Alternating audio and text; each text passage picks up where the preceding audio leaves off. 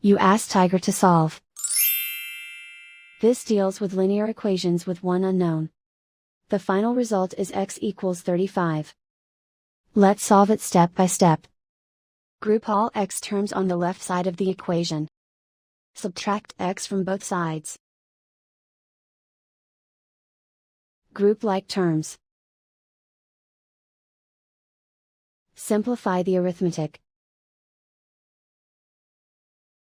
Group like terms.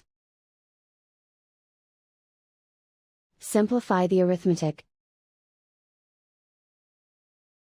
Group all constants on the right side of the equation.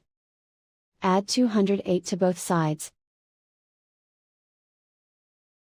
Simplify the arithmetic.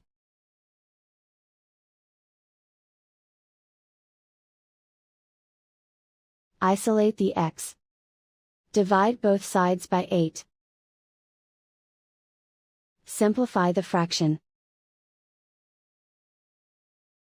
Find the greatest common factor of the numerator and denominator. Factor out and cancel the greatest common factor. And so the final result is x equals 35.